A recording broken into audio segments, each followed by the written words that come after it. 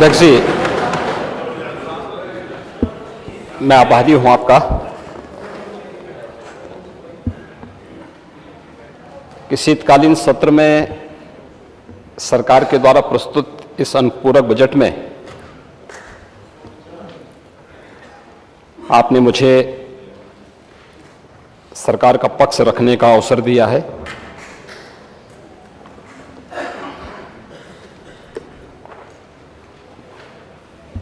नेता प्रतिपक्ष की बातों को मैं सुन रहा था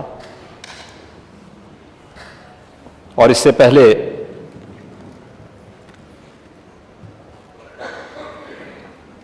दलीय नेताओं ने भी अपनी बातें यहां पे रखी हैं। मैं उन सब का हृदय से धन्यवाद करता हूं।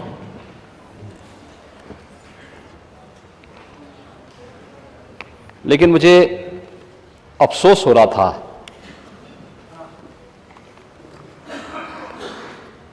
कि नेता विरोधी दल लीक से हटकर के आजकल बोलने के आदी हो चुके हैं और ये बीमारी केवल यहीं पे नहीं आई है। जो बीमारी बिहार में देखने को मिल रही है वही बीमारी यहां भी देखने को मिल रही है। और इसीलिए मुझे, जो कि मेरे बगल में वित्त मंत्री के द्वारा अनुपूरक बजट प्रस्तुत किया गया था, वो शेरो शायरी के बड़े शौकीन हैं। नेता विरोधी दल के इन वक्तव्यों को सुनकर के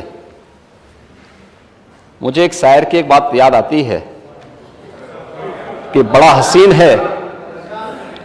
हसीन है उनकी जवान का जादू, लगा के आग बहारों की बात करते हैं। जिन्होंने रात में बेखौफ बस्तियां लूटी वही नसीब के मारों की बात करते हैं।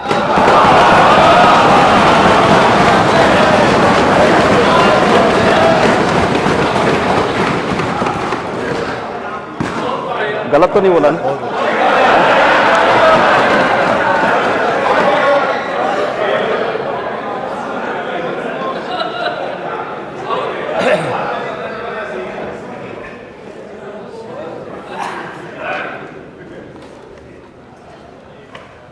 महोदय,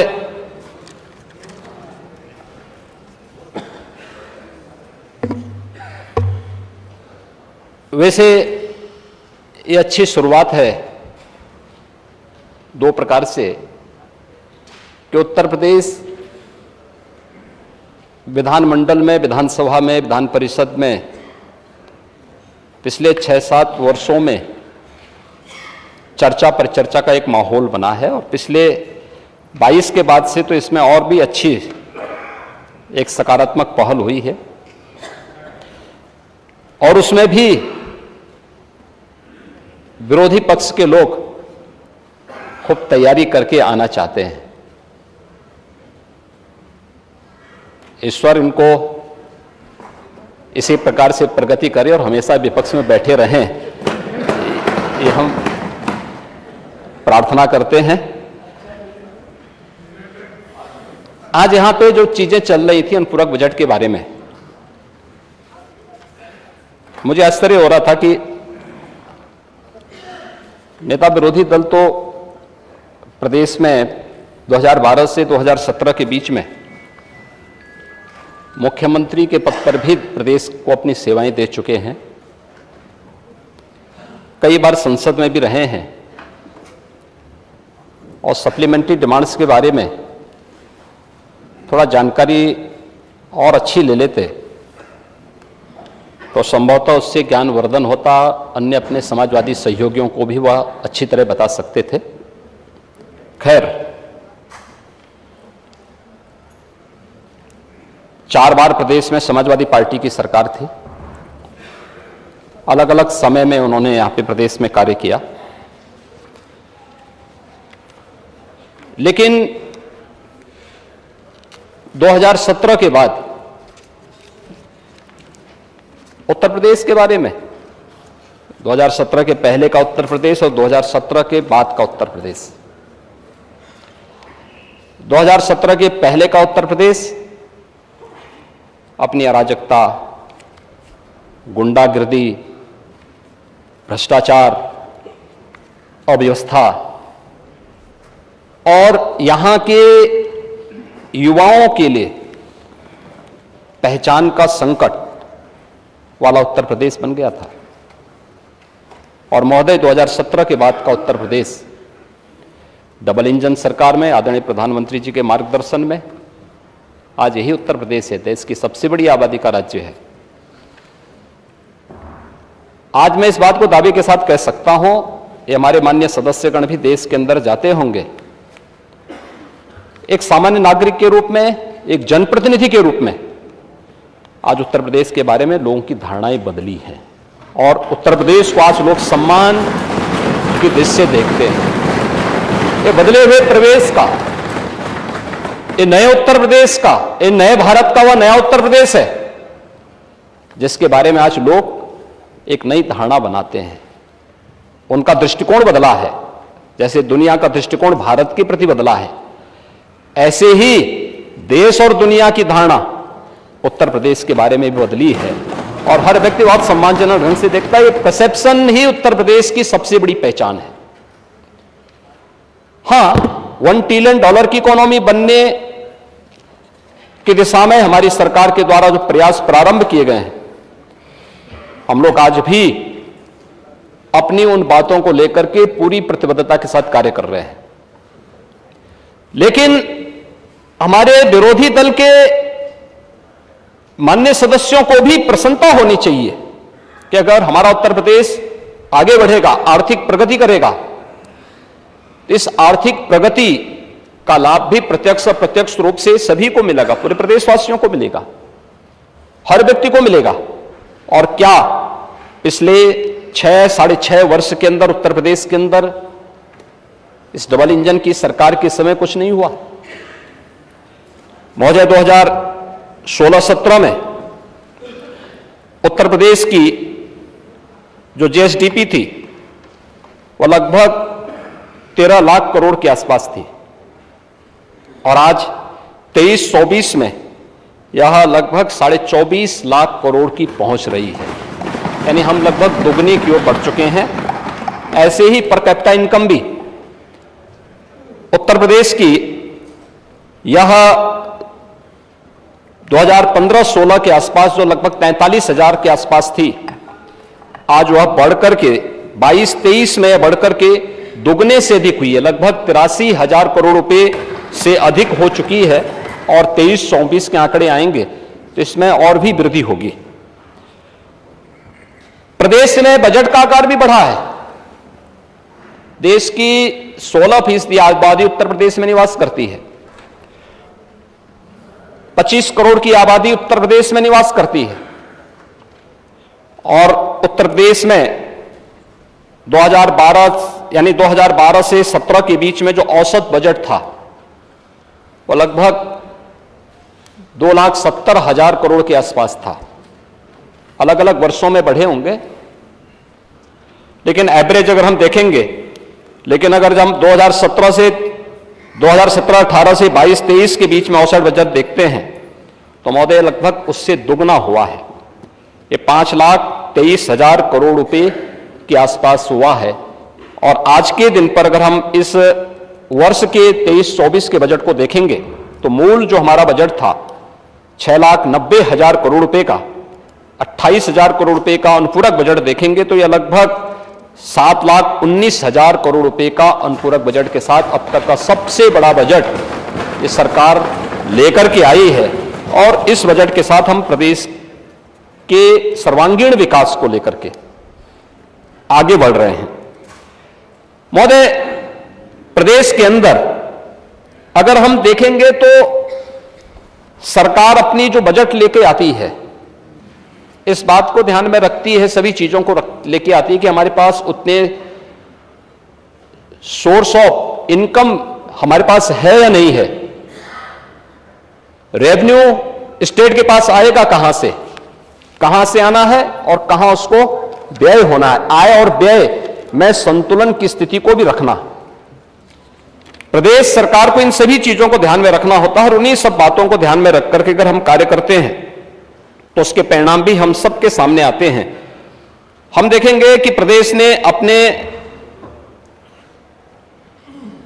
ने जो प्रदेश का राजकोषीय प्रबंधन है वह बेहतरीन तरीके से आज आगे बढ़ता हुआ दिखाई दे रहा है। और उत्तर प्रदेश जैसा राज्य रेवेन्यू सरप्लस स्टेट के रूप में जाना जाए, आज के दिन पे संभव हुआ है। और प्रदेश के अंदर इन सभी कार्यों को हम बहुत तेजी के साथ आगे बढ़ाने का कार्य भी कर रहे हैं। प्रदेश के अंदर अगर हम यहां पर विभिन्न कार्यों से देखेंगे, विभिन्न उनके साथ देखेंगे, जो हमने रेवेन्यू प्रदेश के अंदर अलग अलग उसमें प्रदेश के अंदर रेवेन्यू का जो राजस्व सरप्लस स्टेट के रूप में आज प्रदेश आया है, तो प्रदेश के अंदर अगर 16-17 में को राज्य कर का जो राजस्व था वो 86,000 करोड़ रुपए था। आज यही बढ़कर के 23-24 में राज्य कर का जो राजस्व लक्ष्य है हमारा, यह लगभग आज के दिन पर प्रदेश के अंदर यह बढ़कर के हम लोग इसे लगभग 1.5 लाख करोड़ रुपए तक पहुंचाने में सफल हुए हैं। प्रदेश के अंदर स्टैंप एंड रजिस्ट्रेशन में जो लगभग 11,000 करोड़ रुपए 16-17 में प्राप्त हुआ था, आज वही बढ़कर के 23-24 में हम उसे 34,000 करोड़ रुपए तक पहुंचाने में सफल हुए हैं। वैट एंड टैक्स के आधार पर जो सेल टैक्स था 49,000 करोड़ रुपए का कुल रेवेन्यू प्रदेश को प्राप्त होता था, आज वही 1.5 लाख करोड़ रुपए पहुंच रहा है। और स्टेट एक्साइज में 16-17 में कुल 12,000 करोड़ रुपए प्रदेश के अंदर प्राप्त होता था, आज वही 58,000 करोड़ रुपए प्रदेश उसी एक्साइज टैक्स से ले रहा है। परिवहन में भी 16-17 में कुल 5,000 करोड़ रुपए का राजस्व प्राप्त होता था, 23-24 में वह अब बढ़कर के 12,600 करोड़ रुपए की राशि को भी प्रदेश उससे आगे बढ़ चुका है। महोदय, ये जो भी बातें प्रदेश के अंदर की गई हैं, हम बैंकिंग सेक्टर में भी देखेंगे। आज प्रदेश के बारे में नेता प्रतिपक्ष जो आंकड़े यहां प्रस्तुत कर रहे थे वे वास्तविक आंकड़े नहीं थे। उन्होंने जो भी तथ्य यहां पे रखे थे, मुझे लगता है कि अच्छा होमवर्क नहीं हो पाया होगा उनका। वैसे भी उनके पास फुर्सत कहां है कि होमवर्क कर सकें और उनके बारे में देख सकें, लेकिन एक प्रयास उन्होंने किया। तथ्य और आंकड़े दोनों सही नहीं थे। महोदय, अगर बैंकिंग चेक सेक्टर में जो कार्य यहां पे हुए हैं 22-23 में अगर हम देखेंगे तो प्रदेश में बैंकों के माध्यम से जो ऋण वितरित हुआ है 2,42,000 करोड़ रुपए का ऋण वितरित हुआ है। और 23-24 में, तो 22-23 में ही अगर हम देखेंगे तो प्रदेश के अंदर जो पहले की तुलना में जो बैंकों की शाखाएं खोलने की बात रही हो, आज मैं कह सकता हूं कि उत्तर प्रदेश के अंदर 5 किलोमीटर के दायरे में या तो बैंक की शाखा है या हर गांव में हम लोगों ने बैंकिंग कॉरेस्पॉन्डेंट सखी के माध्यम से बैंक की सेवाएं हर ग्राम पंचायत तक उपलब्ध करवाने का काम किया है। और इसका परिणाम है आज प्रदेश के अंदर कि प्रदेश के अंदर जब इस संबंध में उत्तर प्रदेश की बात आती है तो बैंक और वित्तीय संस्थाओं में फंड आकर्षित करने में देश के अंदर 16.2% निवेश में हिस्सेदारी के साथ उत्तर प्रदेश देश में शीर्ष स्थान पर रहता है। यह डाटा मेरे नहीं है, किसी मैगजीन के नहीं है। जब मैं मैगजीन की बात पे आऊंगा तो अंत में आऊंगा, लेकिन आरबीआई ने जो अपने बुलेटिन जारी किया है अगस्त 23 का, उसमें उत्तर प्रदेश, इसमें उत्तर प्रदेश को उन्होंने शीर्ष राज्यों की श्रेणी में रखा है, बॉटम में नहीं। आयकर रिटर्न की बात करते हैं महोदय, जून 14 में 1,65,000 आयकर रिटर्न उत्तर प्रदेश में भरे जाते थे। आज के दिन पर जून 23 में यह बढ़कर के 11,92,000 हुआ है। यह डाटा भी हमारे नहीं है, यह आईटीआर फाइल से जो आंकड़े आए हैं उसके अनुसार है। महोदय, प्रदेश के अंदर मैंने जीएसटी संग्रह के बारे में बताया कि आज हम 1.5 लाख करोड़ रुपए का जीएसटी संग्रह भी प्रदेश के अंदर कर रहे हैं। और साथ साथ मुख्यमंत्री व्यापारी दुर्घटना बीमा के अंतर्गत 1069 व्यापारियों को आज इस योजना से लाभान्वित भी किया जा चुका है और देश के अंदर उत्तर प्रदेश सबसे अधिक जीएसटी रजिस्ट्रेशन करने वाले राज्य के रूप में भी आज के दिन पर शीर्ष स्थान पर उत्तर प्रदेश है। महोदय, इसके अलावा प्रदेश ने और भी क्षेत्रों में अपनी प्रगति को तेजी के साथ आगे बढ़ाने का काम किया है, चाहे वह शीरा उत्पादन में, यह देश का नंबर 1 राज्य है।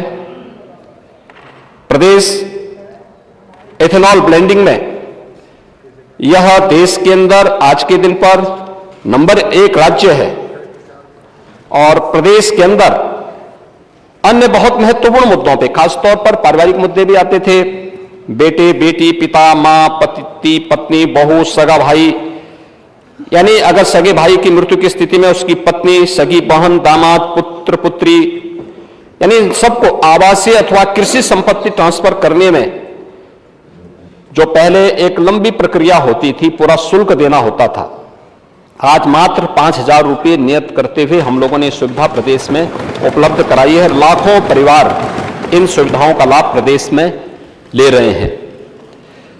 महोदय, प्रदेश के अंदर जहां तक माननीय नेता प्रतिपक्ष के द्वारा जो बातें यहां पे कही गई हैं, मैं अक्सर इस बात को कहता हूं कि वे हर मुद्दे को ये बताने का प्रयास करते हैं कि तो समाजवादियों ने किया है। वैसे समाजवादियों के कारनामे तो लोग अब तक भूले नहीं हैं प्रदेश में, और मुझे लगता है कि जग जाहिर है, तो हर व्यक्ति जानता है। और कैसे कैसे ये लोग खेल खेलते थे उत्तर प्रदेश के अंदर, किस किस प्रकार की कारनामे होते थे। अक्सर होता है हमारे नेता विरोधी दल चुनाव के पूर्व उनको कोई इंटरव्यू देना होता तो एक सेंटर में आते हैं, जाने का प्रयास करते हैं। प्रदेश के अंदर सत्ता प्रायोजित डकैती के सबसे अच्छे उदाहरण हो सकते हैं, और किस रूप में हो सकते हैं, उनमें से एक सेंटर है JPN IC। महोदय, इसका जो मूल DPR है वह केवल 265 करोड़ रुपए का यह आंका गया था, और 265 करोड़ रुपए के DPR के बाद इस पे 821 करोड़ खर्च हो गया, तब भी पूरा नहीं हो पाया। एक उदाहरण है, यह 6 साल से सरकार आई है, लेकिन 6 साल से पहले आप क्या कर रहे थे? 5 साल उससे पहले क्या कर रहे थे? गोमती रिवर फ्रंट, महोदय, Gomti river front, Gomti river front की स्थिति जो PPR बना था 167 करोड़ का, बाद में फिर DPR 346 करोड़ या समथिंग कुछ और इन्होंने आगे पीछे किया। फिर 2015 में इसको बढ़ा करके लोग लेके गए 656 करोड़ का। फिर जून 16 में इसी योजना को, इसी DPR की जो रिवाइज एस्टिमेट जो इन्होंने प्रस्तुत किया, कैबिनेट से पास किया, वह 1513 करोड़ का, और महोदय 1437 करोड़ खर्च करने के बाद भी कार्य अधूरा का अधूरा पड़ा रहा। इसमें हमें आश्चर्य होता है अनियमितता किस हद तक की। इसमें TSC का गठन किया गया, CBI और ED के द्वारा भी इसमें जांच की जा रही है, और जब इसमें हम लोग विभिन्न निष्कर्षों पर पहुंचे हैं तो अनियमितताएं, जैसे डायफ्राम वाल कार्यों को बिना अनुमोदित ड्राइंग कराना, स्लश रिमूवल के में अनियमितता, 141 अनुबंधों में अनुबंधित धनराशि से अधिक का भुगतान किया जाना, विजन डॉक्यूमेंट के कार्य को बिना सक्षम स्तर से स्वीकृति के विस्तार कर भुगतान किया जाना, डायफ्राम वाल के प्लेटफॉर्म के काम को पूर्ण होने के बाद भी अतिरिक्त 4 फर्जी अनुबंध गठित किया जाना, इंटरसेप्टिंग ट्रंक ड्रेन में निर्धारित रीच से अधिक रीच में कार्य कराई जाना भी, ये सभी चीजें इसमें हुई है। यानी ये किस हद तक कार्य करते थे, कारनामे प्रदेश की जनता भूली नहीं है। और एक और कारनामा है, यद्यपि तो लंबी फेहरिस्त है और हर जिले में होगा, यहां पे यद्यपि सब जुडिस मामले को या फिर जुडिशरी से जुड़े हुए मामलों को उठाते नहीं है, लेकिन एक ध्यान आकर्षण के लिए बहुत आवश्यक भी है। लखनऊ बेंच का जो भवन बना है, महोदय, निर्माण कार्य में पैसा तो प्रदेश की जनता का लगाना, मैक्सिमम जो स्ट्रेंथ है वह स्ट्रेंथ यहां पे 30 जजेस बैठेंगे, यहां पे जब भी बैठेंगे। वर्तमान में 20 बैठते हैं, लेकिन चेंबर कितने बनाए गए? 76 चेंबर बनाए गए। इसकी जो पीपीआर थी वह भी 346 करोड़ के आसपास की थी, और बाद में बढ़ करके इस पे पहले 771 करोड़ इसको किया गया, फिर 1561 करोड़ इस पर खर्च किए गए, और लाखों रुपया आज भी इस भवन के रख रखाव में खर्च होता है, केवल मेंटेनेंस पे खर्च होता है। यानी 76 चेंबर बने हैं, जजेस बैठ रहे हैं मात्र 20, बाकी 56 खाली, और उनके मेंटेनेंस के नाम पे प्रदेश का पैसा किस तरीके से खर्च हो रहा है, ये कारनामे किसी और की नहीं, ये विदेश से डिग्री प्राप्त कर रही किए हुए हमारे नेता प्रतिपक्ष के ही समय के कारनामे हैं। और इसीलिए ये प्रदेश के बारे में जो इतनी गलत धारणा बनी थी, जो यहां का नौजवान अपनी पहचान को छुपाता था, इन्हीं कारणों से छुपाता था। महोदय, प्रदेश की कानून व्यवस्था के बारे में कह रहे थे, माननीय नेता प्रतिपक्ष कह रहे थे इसके बारे में भी, और कानून व्यवस्था की स्थिति किस रूप में थी, इससे कोई, यानी हर व्यक्ति इस बात को जानता है। खासतौर पर 2016 के सापेक्ष अगर 2022-23 में अगर हम देखेंगे तो आज के दिन पर महोदय एनसीआरबी के जो डाटा है, मैं उसकी बात कर रहा हूं, मैं ये मेरे स्वयं के नहीं है, उत्तर प्रदेश गृह विभाग के भी नहीं है, ये जो डाटा है यह एनसीआरबी के हैं, और उसमें खासतौर पर डकैती के मामलों में 80.31% की कमी आई है, लूट में 61.51% की कमी आई है, हत्या में 32.45% की कमी आई है, बलवा में 51.65% की कमी आई है, फिरौती में 43.18% की कमी आई है, और दुष्कर्म के मामलों में भी 21.75% की कमी आई है। महोदय, 17 के पहले उत्तर प्रदेश के बारे में क्या मंजर था? अपराधियों, माफियाओं, दंगाइयों और भूमि में अवैध कब्जों को शासन का प्रश्रय प्राप्त था, और दूसरे तीसरे दिन तो दंगे होते थे, और अराजकता की स्थिति थी, अव्यवस्था थी। और 2017 के बाद ये जीरो टॉलरेंस की सरकार है, जो हर हाल में कानून का राज स्थापित करके हर व्यक्ति को सुरक्षा की गारंटी दे रही है। उसका परिणाम यह हम सबके सामने आए हैं। और महोदय, आज एनसीआरबी की जो रिपोर्ट है उत्तर प्रदेश के बारे में लिखती है कि प्रदेश के अंदर महिला संबंधी अपराधियों को संबंधी अपराधों में संलिप्त अपराधियों को सजा दिलाने में उत्तर प्रदेश देश में नंबर 1 का राज्य है, जो अपने यहां सबसे अधिक अपराधियों को सजा दिलाता है। महोदय, इस दौरान 63,000 से अधिक अपराधियों को गैंगस्टर अधिनियम के अंतर्गत, 836 अपराधियों के विरुद्ध एनएसए में कार्रवाई की गई, और साथ साथ गैंगस्टर अधिनियम के अंतर्गत 9,163 करोड़ कि चल और चल संपत्ति का जब्तीकरण का कार्य भी हुआ है।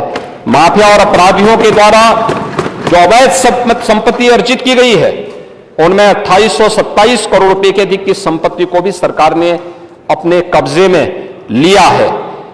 प्रदेश के अंदर 66 माफिया और उनके गैंग्स के जो सदस्य हैं, कुल 1044 के विरुद्ध 590 अभियोग पंजीकृत भी किए गए और 506 की गिरफ्तारी भी की गई। इसमें उनके खिलाफ बहुत अन्य तमाम कार्रवाई भी की गई। और बाकी तो और व्यक्ति जानता ही है, उत्तर प्रदेश में तो बाकी अपराधी और माफियाओं के खिलाफ कैसे कार्रवाई होनी है, इसके बारे में बताने की आवश्यकता ही नहीं है। महोदय, 2017 के बाद महिला और बाल सुरक्षा संगठन प्रभावी ढंग से कार्य करना प्रारंभ किया है। प्रत्येक जनपद में महिला थाना के अतिरिक्त एक अन्य थाने में महिला थानाध्यक्ष को नियुक्ति दी गई है। महिला और बाल संबंधी अपराध, इसके बारे में मैंने पहले आपको बताया, यहां पे बताया है। महिलाओं के विरुद्ध अपराधों में 4579 अभियुक्तों में से 487 अभियुक्तों में को आजीवन कारावास, 1016 को 10 वर्ष और 10 वर्ष से अधिक का कारावास और 3076 अभियुक्तों को 10 वर्ष से कम का कारावास की सजा भी प्रदेश के अंदर हुई है। प्रदेश सरकार की जो पहल है प्रोसिक्यूशन और प्रदेश में समयबद्ध तरीके से कार्रवाई को आगे बढ़ाने का परिणाम है। पास्को अधिनियम के अंतर्गत भी 7276 अपराधियों को सजा या महिला संबंधी अपराधों में जो कार्रवाई हुई है, ई प्रोसिक्यूशन में पूरे देश में उत्तर प्रदेश आज नंबर 1 पर है। प्रदेश में 3 महिला पीएसी बटालियन के गठन की कार्रवाई भी प्रदेश सरकार ने तेजी के साथ आगे बढ़ाया है। तो प्रदेश के अंदर 69 महिला पुलिस चौकी और परामर्श केंद्र और उनको थाने का दर्जा देने की कार्रवाई को भी प्रदेश के अंदर आगे बढ़ाया है। महोदय, तो आज के दिन पे जो हमारे पास जो सबसे बड़ी चैलेंज हमारे सामने है वह है साइबर क्राइम की भी। और हर एक जनपद में प्रतिदिन इससे संबंधित दर्जनों मामले सामने आते हैं। 2017 के पहले इसकी कोई पॉलिसी नहीं थी, न सरकार का कोई विजन ही था। 2017 के बाद सरकार ने आज इस कार्रवाई को पहले चरण में रेंज स्तर पर यानी कमिश्नरी स्तर पर हम लोगों ने साइबर थाने का गठन किया और आज हर जनपद स्तर पर एक साइबर थाने के गठन की कार्रवाई को भी हम लोगों ने आगे बढ़ा दिया है और बहुत शीघ्र उसके लिए धनराशि भी जारी की जा रही है, जिससे थाने का गठन करने के साथ साथ वहां पे हर एक जगह मैन पावर की आपूर्ति भी हो सके। इन कार्रवाई को भी हम लोगों ने आगे बढ़ाने का कार्य प्रदेश के अंदर प्रारंभ किया है। 1531 थानों में महिला संबंधी सुरक्षा के लिए साइबर हेल्प, यहां पे साइबर थानों से संबंधित साइबर हेल्प डेस्क की स्थापना की जा चुकी है, हेल्पलाइन भी जारी की जा चुकी है और प्रदेश के अंदर साइबर क्राइम मुख्यालय लखनऊ में एडवांस साइबर फॉरेंसिक लैब 18 जो हमारे रेंज हैं, इन 18 रेंज में भी बेसिक साइबर फॉरेंसिक लैब तथा 57 जनपदों में साइबर जो क्राइम थाने हैं, इनकी भी स्थापना की कार्रवाई को हम लोगों ने प्रदेश के अंदर अब तक गठन की प्रक्रिया को आगे किया है।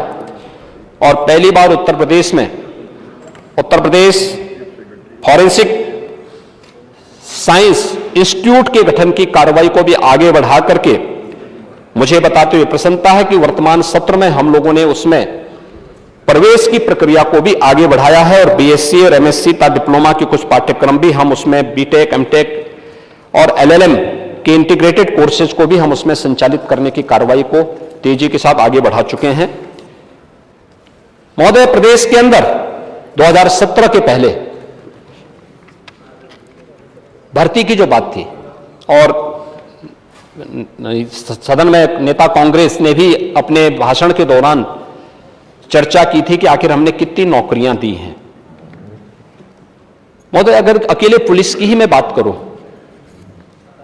तो पुलिस के भर्ती में अब तक 1,64,000 पुलिस कार्मिकों की भर्ती 2017 में सरकार आने के बाद से हम लोगों ने की है और पारदर्शी तरीके से ये भर्ती की प्रक्रिया अब तक संपन्न हुई है। केवल पुलिस की मैंने अभी बात की है, लेकिन 17 के पहले क्या स्थिति थी? भर्ती भी एक घोटाला हुआ करता था, वहां घोटाला हुआ करता था। आप रिजर्वेशन की बात कर रहे हैं, वहां पे तो चाचा भतीजा भाई ये सब संलिप्त हो जाते थे और किसी गरीब को, किसी कमजोर को, किसी दलित को, किसी पिछड़े को उसके हक को जबरदस्ती डकैती डालने का काम 2017 के पहले होता था। और इसीलिए माननीय न्यायालय को इसे बार बार स्टे देना होता था। 2017 के पहले भर्ती की प्रक्रिया प्रदेश में पूरी तरह बाधित थी। प्रदेश में भर्ती की प्रक्रिया 2017 के बाद हुई और 2017 के बाद पूरी तरह पारदर्शी पुलिस की भर्ती प्रक्रिया को संपन्न करते हुए उन सभी प्रक्रियाओं को हमने पूरा किया है। 5381 हम लोगों ने नए पदों की मंजूरी, जिसमें 86 राजपत्रित और 5295 और राजपत्रित श्रेणी के पद हैं। इस दौरान प्रदेश में 114 नए थाने, 163 नई चौकियां, 6 महिला थाना, 4 आर्थिक अपराध के थाने और बाकी प्रदेश में जो हम पहले बताए थे साइबर थाने हर जनपद में बनाए गए हैं। 40 एंटी ह्यूमन ट्रैफिकिंग यूनिट थानों को भी प्रदेश के अंदर गठन की प्रक्रिया को आगे बढ़ाया गया है। प्रदेश के अंदर इस दौरान अन्य इस क्षेत्र में जो भी रिफॉर्म होने थे, केवल भर्ती ही नहीं होनी थी, उनकी ट्रेनिंग के लिए उस प्रकार की ट्रेनिंग क्षमता बढ़ाना। आज प्रदेश में जब हम लोग 2017 में आए थे, प्रदेश की ट्रेनिंग की क्षमता मात्र 6000 थी और आज हम कोई भी भर्ती करेंगे तो 30,000 रिक्रूट को एक साथ ट्रेनिंग की लेने की क्षमता उत्तर प्रदेश के पास है। यानी हमने इसको 5 गुना बढ़ाने में सफलता प्राप्त की है, क्योंकि पहले की सरकारों की सोच संकीर्ण थी। उस संकीर्ण सोच से वे कभी उभर नहीं पाए थे और परिणाम हम सबके सामने है कि उसी संकीर्ण दायरे में कैद होकर के उत्तर प्रदेश के नौजवानों के सामने, उत्तर प्रदेश के नागरिकों के सामने पहचान का एक संकट पिछली सरकारों ने रखा किया था। आज उससे उभार करके इस प्रदेश को नए भारत के नए प्रदेश के रूप में और नए भारत की सबसे अच्छी अर्थव्यवस्था के रूप में स्थापित होते हुए उत्तर प्रदेश को आज देश के अंदर जाना जा रहा है। महोदय, औद्योगिक निवेश की जब हम बात करते हैं, इसमें भी हमारे नेता विरोधी दल को बुरा लग जाएगा, ये कहेंगे कि तो ग्लोबल इन्वेस्टर समिट तो मैं भी करना चाहता था लेकिन कर नहीं पाया, क्योंकि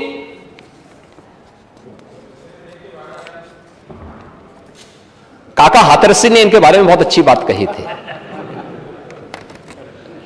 कि प्रकृति बदलती क्षण क्षण देखो, बदल रहे अणु कण कण देखो, तुम निष्क्रिय से पड़े हुए थे, भाग्यवाद पर अड़े हुए थे। छोड़ो मित्र पुरानी डफली, जीवन में परिवर्तन लाओ, परंपरा से ऊंचे उठकर कुछ तो स्टैंडर्ड बनाओ। काका हाथरसी ने यह बात मुझे लगता है कि पहले ही सोच समझ करके तैयार कर ली थी। और महोदय, इसीलिए हम लोग इस बात को मान के चलते हैं कि अगर दृष्टि लक्ष्य पर हो और कदम राह पर हो तो ऐसी कोई राह नहीं जो लक्ष्य तक न जाती हो।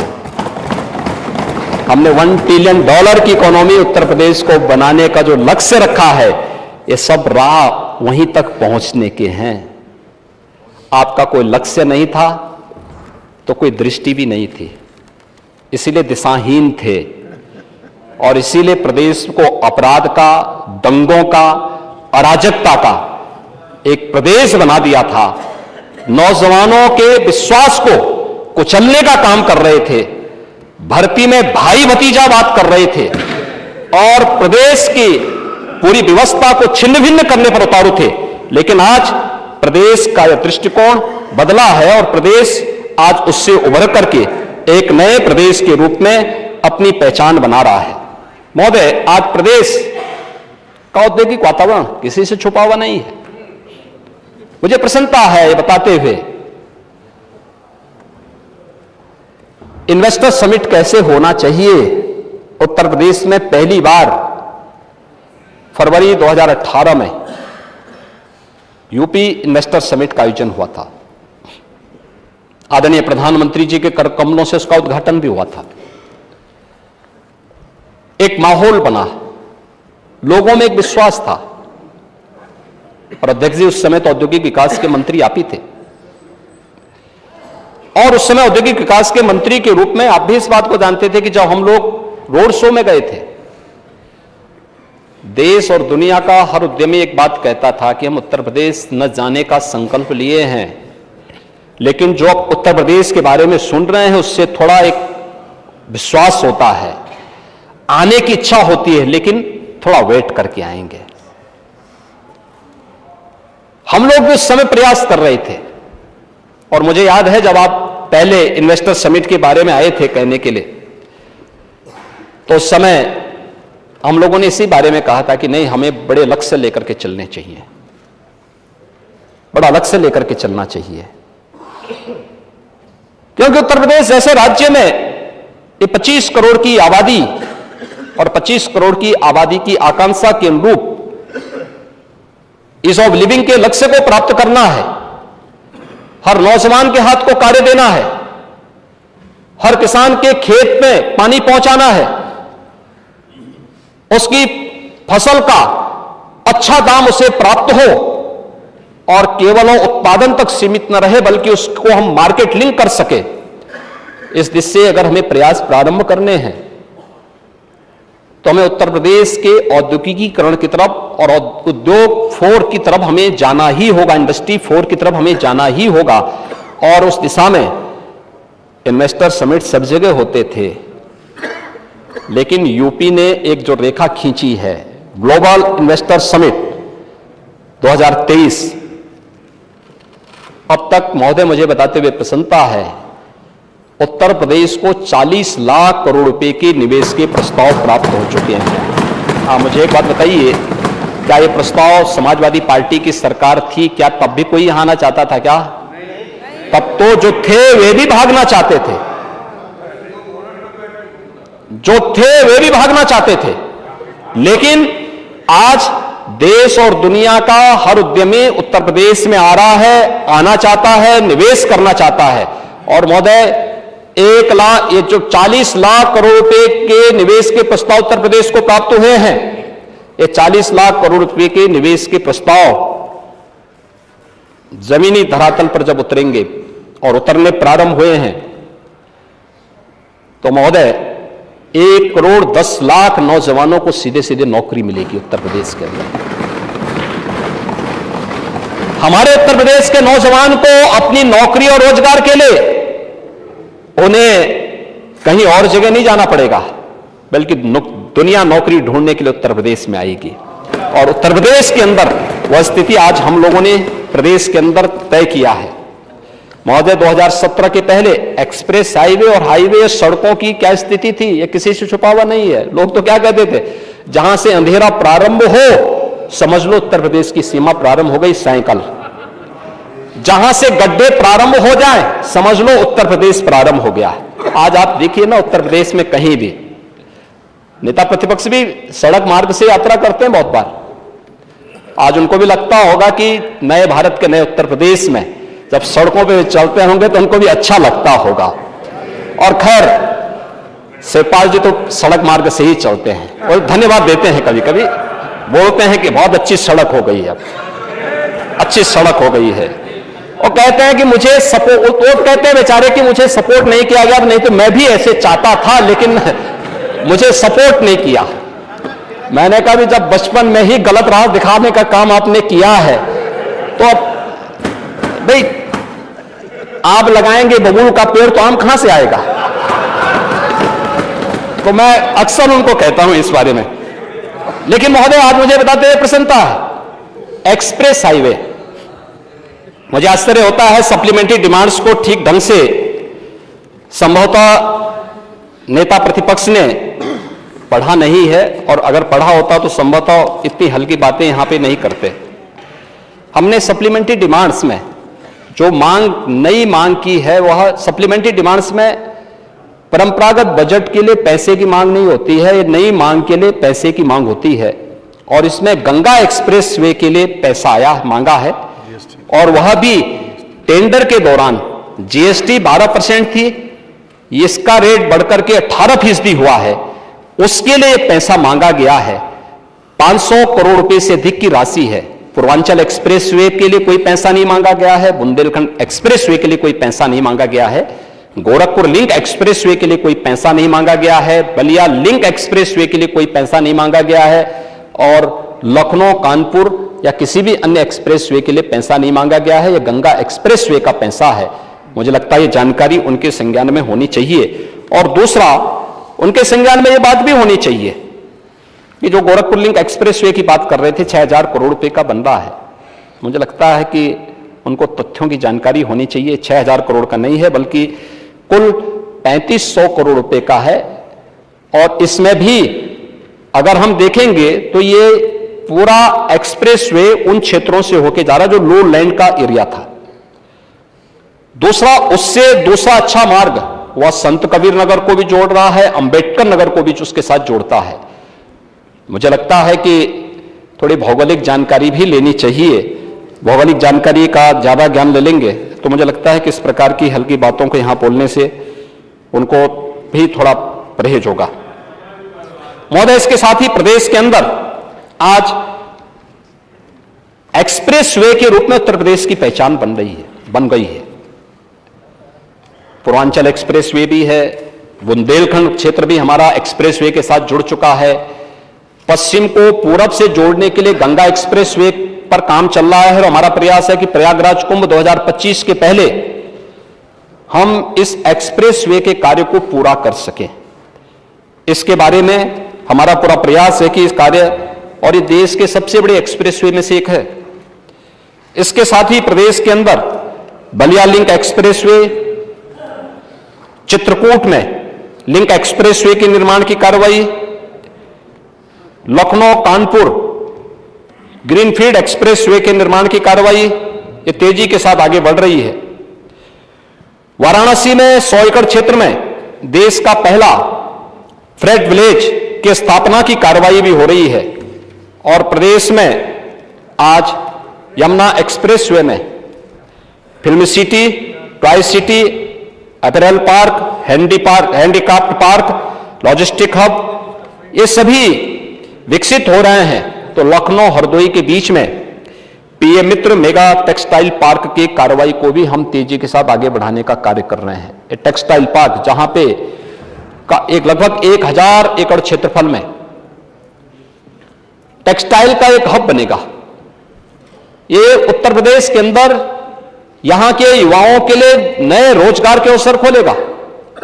उत्तर प्रदेश को टेक्सटाइल के एक नए हब के रूप में स्थापित करने के लिए कार्य होगा। और महोदय, इसके साथ ही उत्तर प्रदेश सरकार ने अपने मूल बजट में जो प्रावधान किया था उस पर कभी नेता प्रतिपक्ष, क्योंकि उनका विषय भी नहीं हुआ, उनकी रुचि का विषय भी नहीं, लेकिन जो हम लोग मध्यांचल और बुंदेलखंड की दृष्टि से डेवलपमेंट का एक बहुत बड़ा क्षेत्र नया स्थापित करना चाहते हैं। नोएडा, ग्रेटर नोएडा को स्थापित होने में 46-47 वर्ष लगे। कुल 33,000 एकड़ लैंड में वह स्थापित हो पाया। आज महोदय, बीडा, झांसी, बुंदेलखंड औद्योगिक क्षेत्र के निर्माण की कार्रवाई को सरकार ने आगे बढ़ाया है।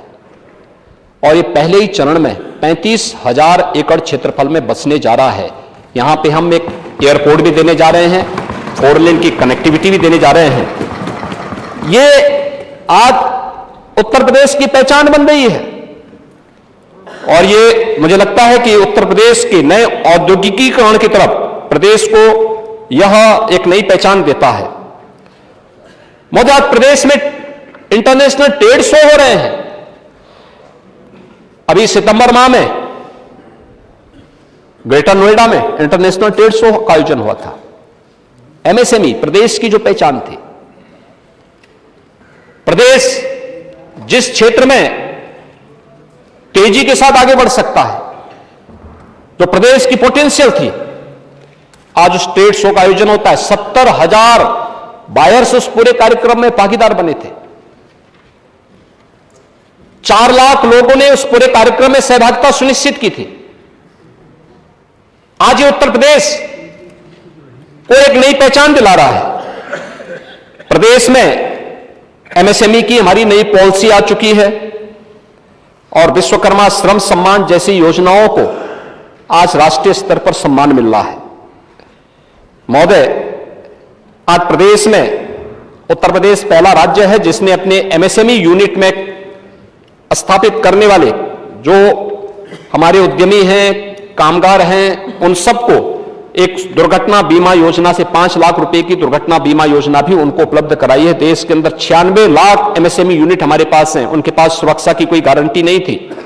उनके प्रोत्साहन के लिए राज्य सरकार ने उन्हें आज प्रदेश के अंदर यह भी व्यवस्था दी है, तो साथ साथ अपने कामगार और हस्तशिल्पियों के प्रशिक्षण के लिए भी हम लोग उन्हें प्रशिक्षण और टूल किट की सुविधा उपलब्ध करवाने का कार्य कर रहे हैं। महोदय, प्रदेश के अंदर तेजी के साथ आज हम लोगों ने प्रदेश के इंफ्रास्ट्रक्चर डेवलपमेंट के साथ साथ प्रदेश के अंदर लोगों की अन्य बुनियादी सुविधाओं को भी उपलब्ध करवाने के कार्य को तेजी के साथ आगे बढ़ाया है। वीआईपी कल्चर समाप्त किया है। कुछ वीआईपी कल्चर समाप्त करने की पीड़ा भी नेता प्रतिपक्ष की होगी, क्योंकि वे लोग उसके आदी रहे हैं। स्वाभाविक रूप से कभी गरीब की पीड़ा देखी नहीं, तो इसलिए उनको इसकी कोई चिंता नहीं। और इसीलिए 2017 के पहले प्रदेश के अंदर बिजली की स्थिति क्या थी, ये तो किसी से छुपी हुई नहीं है। वे कितने बड़े बड़े दावे करें, अगर उनके समय में जो पीपीए हुए थे उनकी चर्चा हम करना प्रारंभ कर देंगे, बहुत सारे लोग मुंह दिखाने लायक स्थिति में नहीं होंगे। ये उत्तर प्रदेश जैसे राज्य को पूरी तरह बिठाने की स्थिति थी, यानी उत्तर प्रदेश आर्थिक रूप से पूरी तरह कंगाल हो जाए, इस प्रकार की स्थिति इन लोगों ने प्रदेश के अंदर कर रखी थी। लेकिन महोदय, आज मैं कह सकता हूं, मार्च 2017 में सरकार आई, अप्रैल 2017 से लेकर के अब तक सरकार ने जो वायदा किया था उसके अनुरूप विद्युत की आपूर्ति प्रदेश के अंदर बिना भेदभाव के सबको कर रही है। बिना भेदभाव के ग्रामीण क्षेत्र में 18 घंटे, नगरीय क्षेत्र में तहसील मुख्यालयों पर, तहसील क्षेत्रों में 20 घंटे और जिला मुख्यालयों पे 24 घंटे विद्युत की आपूर्ति राज्य सरकार ने करने के लिए तय किया था, वो हम कर रहे हैं। और बिना भेदभाव के शासन की योजनाओं का लाभ प्राप्त होना। 1,21,000 मजरे ऐसे थे जहां बिजली कभी पहुंची ही नहीं थी, वहां तक बिजली भी पहुंचाया गया। 1,56,00,000 परिवार ऐसे थे, ऐसे लोग थे जिन लोगों को कभी बिजली के कनेक्शन नहीं मिले थे, उन लोगों को बिजली के फ्री के कनेक्शन भी उपलब्ध करवाने के कार्य 17 के बाद से प्रारंभ हुए। और आज परिणाम है, सरकार ने जो कहा वो करके दिखाया है। क्योंकि सरकार चेहरा देख करके नहीं, बल्कि जाति, मत और मजहब देख करके नहीं, बल्कि सबका साथ और सबके विकास के भाव के साथ योजनाओं का लाभ समाज के हर तबके को देना चाहती है, और उसको हम लोग आज कर रहे हैं। महोदय, आज प्रदेश के अंदर पीक आवर में तुलना करिए 17 के पहले क्या स्थिति थी। पीक आवर में वहां उस समय बिजली की जो आपूर्ति होती थी, उस समय प्रदेश के अंदर जो भी स्थिति उस समय थी, बामुश्किल यह 16-17 हजार मेगावाट तक जाती थी। आज महोदय पीक आवर में उत्तर प्रदेश के अंदर जो पावर सप्लाई हो रही है वह 30,462 मेगावाट की हो रही है।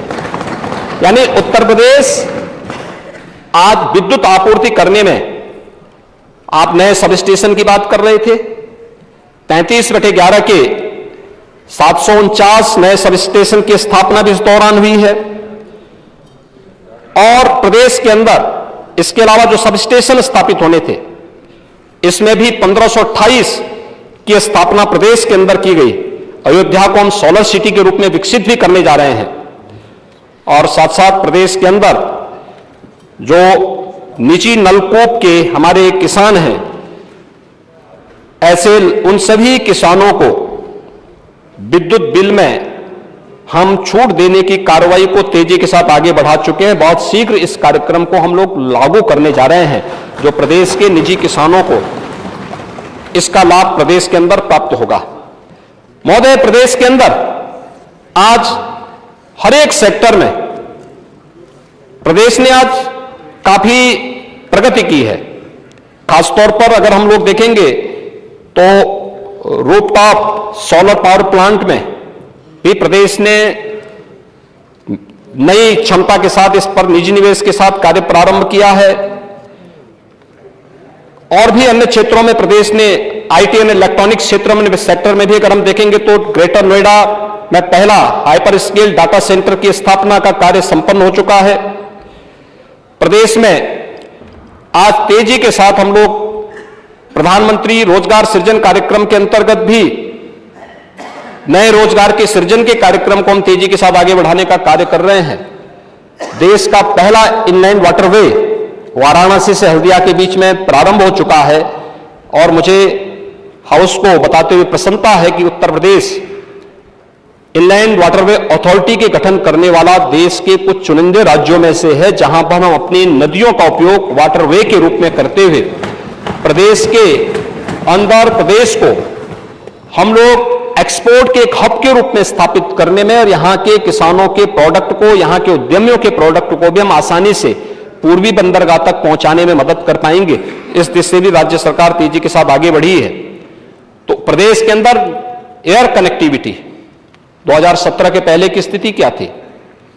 2017 के पहले केवल 2 एयरपोर्ट पूरी तरह क्रियाशील थे, एक राजधानी लखनऊ का और एक वाराणसी का। दोनों इंटरनेशनल एयरपोर्ट थे। आज महोदय मुझे बताते हुए प्रसन्नता है 9 एयरपोर्ट प्रदेश के अंदर वर्तमान में क्रियाशील हैं। 12 एयरपोर्ट पे हम कार्य कर रहे हैं। कुशीनगर एक नए इंटरनेशनल एयरपोर्ट के रूप में काम करना प्रारंभ कर दिया है। अयोध्या में एयरपोर्ट बनकर के तैयार है। कल केंद्रीय नागरिक उड्डयन मंत्री के साथ में मेरा विजिट स्वयं अयोध्या में इस एयरपोर्ट के इंस्पेक्शन का है। फाइनल इंस्पेक्शन करने के बाद फिर वहां पे वायु सेवा हम अयोध्या के लिए प्रारंभ करने जा रहे हैं। जेवर में भी इंटरनेशनल एयरपोर्ट तेजी के साथ बन रहा है और हमारा प्रयास है कि फरवरी 2024 में पहला रनवे हम वहां पर उड़ान के लिए तैयार कर सकेंगे। यह प्रदेश के अंदर नए भारत के नए उत्तर प्रदेश में हम सब देख सकते हैं। महोदय, प्रदेश ने आज जो लक्ष्य प्राप्त किए हैं वो किसी से छुपे हुए नहीं हैं। बहुत तेजी के साथ इन कार्यक्रमों को हम आगे बढ़ाने का कार्य कर रहे हैं और मुझे लगता है कि अगर थोड़ा भी यहां पर माननीय नेता प्रतिपक्ष ने थोड़ी भी इन चीजों के बारे में जानने का प्रयास किया होता तो एक बार, क्योंकि इन सभी अड्डों का उपयोग कभी कभी वे भी करते हैं और करते हैं तो उसके बाद उनको इसके लिए कम से कम थैंक्स तो करना चाहिए, लेकिन थैंक्स न करके केवल हर एक कार्य में झूठे आंकड़े प्रस्तुत, सदन के सामने असत्य आंकड़े प्रस्तुत करने का कार्य कर रहे हैं। ये बड़ी अफसोसजनक स्थिति है। महोदय, हम प्रदेश के अंदर शिक्षा या खेल के सेक्टर को ही देखेंगे। अभी एशियन गेम्स हुए थे। एशियन गेम्स में भारत के जो खिलाड़ियों ने जो मेडल प्राप्त किए हैं, 107 मेडल प्राप्त किए हैं एशियन गेम्स में। पैरा एशियन में 111 मेडल प्राप्त किए हैं और मुझे बताते हुए प्रसन्नता है देश की 16% आबादी प्रदेश में रहती है और 25% मेडल उत्तर प्रदेश के खिलाड़ियों ने जीते हैं, देश के लिए जीते हैं। रिजल्ट क्या है आपका? एक औपचारिकता निर्वहन के लिए नहीं, हम रिजल्ट पे फोकस करते हुए कार्य कर रहे हैं। 2017 के पहले के बेसिक शिक्षा परिषद के स्कूलों की स्थिति, उनमें शिक्षकों की स्थिति, उनके इंफ्रास्ट्रक्चर की स्थिति, 2017 के बाद बेसिक हो, माध्यमिक हो, उच्च हो, तकनीकी शिक्षा हो, व्यावसायिक शिक्षा हो, या फिर मेडिकल एजुकेशन हो, चिकित्सा शिक्षा हो, किसी भी सेक्टर में अगर आप देखेंगे 2017 के पहले 2017 के बाद बहुत अंतर स्पष्ट दिखेगा। 2017 के पहले जैसी सरकार थी वैसे ही संस्थाएं भी थी, जैसे दिशाहीन सरकार थी दिशाहीन संस्थाएं भी इसी प्रकार से चल रही थी। लेकिन 2017 के बाद जो परिवर्तन देखने को मिला है, आज जाइए ना, हमें प्रसन्नता होती है जब हमारा माननीय विधायक जाता है बेसिक शिक्षा परिषद के स्कूल में जाकर के देखता है, उसका रंग रोगन देखता है, बालक बालिकाओं के लिए टॉयलेट देखता है, पेयजल की व्यवस्था देखता है, वहां फ्लोरिंग देखता है, स्मार्ट क्लास देखता है, फर्नीचर देखता है। नंगे पैर प्रदेश के बच्चे नहीं जाएंगे।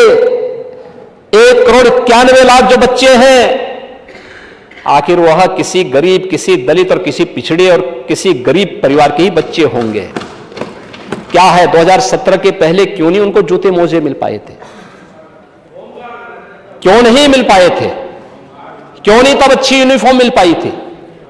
और इस सर्दी के समय ठिठुरते थे जाड़े से बच्चे, क्यों नहीं स्वेटर के पैसे तब उनको मिलते थे? लेकिन ये सब कभी भी उनके प्रति संवेदनशील नहीं थे। ये तो मुद्दा है इनका। जब सारे हथियार फेल हो जाते हैं तो एक ही ब्रह्मास्त्र होता है इनके पास, जाति। एक ही ब्रह्मास्त्र होता है, जाति जाति। और जब जाति की बात आती है तो उसके बाद वह आकर के घूम फिर करके परिवार पे आ जाता है, फिर परिवार से उभर नहीं पाएंगे। लेकिन महोदय, ये कभी भी उसके बारे में तब नहीं सोचे थे। नकल विहीन परीक्षा हो, इसके लिए अच्छे शिक्षक तैनात हो, यह उनकी चिंता का विषय नहीं था। जो हमारी कमिश्नरी है, कमिश्नरी स्तर पर विश्वविद्यालयों की स्थापना हो, इनका एक मंत्री विश्वविद्यालय स्थापित कर रहा था, उनके लिए इन्होंने मानक तय किए 10 एकड़, और वहीं पे एक और सज्जन विश्वविद्यालय स्थापित करते तो उनको कहा नहीं 100 एकड़ भूमि लाओ तब तुम्हें हम विश्वविद्यालय की मान्यता देंगे। ये कौन से मानक है दीजिए? ये सरकार चल रही है, जबरदस्ती वाली सौदेबाजी कर रहे हैं आप। सरकार भेदभाव नहीं कर सकती। एक मानक तय करिए, एक पॉलिसी बनाइए, उस पॉलिसी के दायरे में लेकर के आप कार्य करेंगे, लोगों में संतुष्टि होगी। उस मानक को जो पूरा करेगा हम उसको मान्यता देंगे, नहीं पूरा करेगा, जहां पे कोई नहीं आ रहा है वहां सरकार जाएगी। हमें एक स्वस्थ प्रतिस्पर्धा को आगे बढ़ाना है। और मुझे प्रसन्नता है कि हमारी सरकार ने अलीगढ़ में राजा महेंद्र प्रताप सिंह जी के नाम पर विश्वविद्यालय की स्थापना की कार्रवाई को आगे बढ़ाया है। सहारनपुर में मां शाकंभरी के नाम पर विश्वविद्यालय की कार्रवाई को तेजी के साथ आगे बढ़ाया है। नए उनके सत्र प्रारंभ हो चुके हैं। और महाराज सुहेल देव के नाम पर भी हमारा एक विश्वविद्यालय आजमगढ़ में बन रहा है, सत्र प्रारंभ हो चुका है। विश्वविद्यालय के निर्माण का कार्य तेजी के साथ आगे बढ़ रहा है। 23-24 के बजट में भी 3-4 नए विश्वविद्यालय की स्थापना की कार्रवाई को हमने आगे बढ़ाया है। ये चारों विश्वविद्यालय, एक मां विंध्यवासिनी के धाम में मिर्जापुर में, एक मां पाटेश्वरी के नाम पे बलरामपुर में, और एक मुरादाबाद में। ये तीनों अनसैचुरेटेड कमिश्नरी थी, लेकिन कृषि बाहुल्य क्षेत्र और गन्ना की दृष्टि से, अन्य कृषि उत्पादन की दृष्टि से भी अगर हम देखेंगे तो कुशीनगर में भगवान बुद्ध के नाम पर भी एक नए कृषि विश्वविद्यालय की स्थापना के कार्यक्रम को सरकार ने आगे बढ़ाया। ये सरकार के विजन का और सरकार के कार्यक्रमों को आगे बढ़ाता है। आखिर स्पोर्ट्स यूनिवर्सिटी पहले भी तो बननी चाहिए थी प्रदेश में। मेजर ध्यानचंद के नाम पे मेरठ में आज स्पोर्ट्स यूनिवर्सिटी का भी निर्माण हो रहा है। प्रदेश में फार्मा पार्क की स्थापना हो, ललितपुर में हम कार्रवाई कर रहे हैं। मेडिकल डिवाइस पार्क हो, यमुना अथॉरिटी में इसका भी निर्माण का कार्य युद्ध स्तर पर आगे बढ़ रहा है। मुझे लगता है कि थोड़ा नेता विरोधी दल को इन सब में रुचि कम होती है, क्योंकि समय नहीं निकल पाता है। महोदय, मैं अपील करूंगा आप सबसे और सभी मान्य सदस्यों से राज्य सरकार और श्रम विभाग के बीओसी बोर्ड ने आदरणीय प्रधानमंत्री जी के मार्गदर्शन में हम लोगों ने श्रमिकों के बच्चों के लिए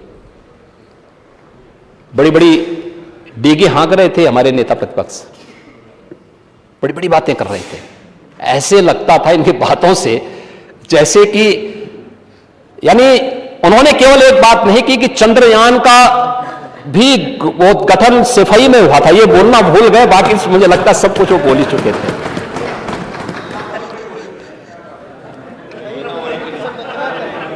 अटल आवासीय विद्यालय, और मैं सबसे अनुरोध करूंगा एक बार विजिट जरूर करिए।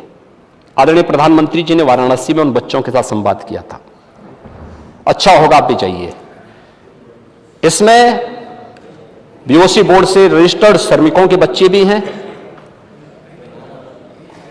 कोरोना कालखंड में जो लोग अनाथ हुए थे, जो बच्चे अपने अभिभावक को खोए थे, वे बच्चे भी हैं।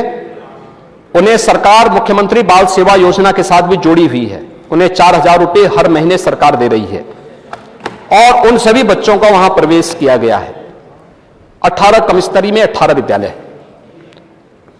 और ये 18 के बाद आज हम लोग हर जनपद में उसी तर्ज पर अन्य बच्चों के लिए भी उस प्रकार के स्कूल खोलना चाहते हैं जो संचालित होंगे। और फिर हम इसको धीरे धीरे करके प्रदेश के अंदर क्वालिटी ऑफ एजुकेशन के लक्ष्य की तरफ अगर हमें आगे बढ़ना है। वास्तव में कोई भी देश तब तक प्रगति नहीं कर सकता जब तक कि अपनी शिक्षा पे और ध्यान केंद्रित नहीं करेगा। और अटल आवासीय विद्यालय उसका एक मॉडल विद्यालय बन रहा है। एक बार जाइए, वहां के स्टैंडर्ड को देखिए। एक बार मैं आप अपील करूंगा, एक बार जरूर विजिट करें। आप आपसे भी और आपसे भी कहूंगा, क्योंकि बच्चे सब श्रमिकों के बच्चे हैं, गरीब परिवारों के बच्चे हैं। उनकी कोई जाति नहीं है। उन्हें जाति और मजहब में मत बांटो। वे प्रदेश की अमानत हैं। और उन बच्चों को लेकर के अगर आप एक बार थोड़ी भी वहां ध्यान देंगे, मुझे लगता है कि प्रदेश के अंदर इसको आगे बढ़ाने में, क्योंकि इस वर्ष अभी इसी वित्तीय वर्ष में हम लोग 57 जनपदों के लिए धनराशि जारी करने जा रहे हैं कि 18 जनपदों के बाद जो शेष जनपद हैं उनमें भी हम इस कार्यक्रम को आगे बढ़ा सकेंगे। और ये अटल आवासीय विद्यालय जिसमें 57 जनपदों में हम मुख्यमंत्री कंपोजिट विद्यालयों की स्थापना के कार्यक्रम को भी आगे बढ़ा रहे हैं। और प्रदेश के अंदर लगभग हर विकासखंड आच्छादित होने जा रहा है पीएम श्री विद्यालय के रूप में। इस पे भी अगर आप देखेंगे तो शिक्षा के क्षेत्र में व्यापक क्रांतिकारी परिवर्तन आने जा रहा है। इसके अलावा प्रदेश के अंदर अन्य कार्यक्रमों के साथ साथ मुझे बताते हुए प्रसन्नता है कि जगतगुरु रामभद्राचार्य दिव्यांग विश्वविद्यालय को हम लोगों ने राज्य विश्वविद्यालय के रूप में मान्यता दी है। और प्रदेश के अंदर अन्य जो कार्य हुए हैं, इसमें जो हम लोगों ने प्रदेश के अंदर नौकरी और रोजगार की लगभग 6-6.5 वर्ष के अंदर लगभग 6 लाख यूथ को सरकारी नौकरी देने में हमने सफलता प्राप्त की। प्रदेश के अंदर हम लोगों ने एमएसएमई सेक्टर को सुदृढ़ करने का जो परिणाम हमारे सामने आया है वो किसी से छुपा हुआ नहीं है। कोरोना कालखंड में 40 लाख कामगार और श्रमिक यूपी में आया था। उस 40 लाख श्रमिक और कामगार के लिए प्रदेश के अंदर रोजगार की व्यवस्था कहां से होगी? एमएसएमई यूनिट ने उन्हें काम दिया था। ढेर सारे लोगों ने अपने अपने यहां जहां समायोजित हो सकते थे और आज वे सभी वहां पे काम कर रहे हैं।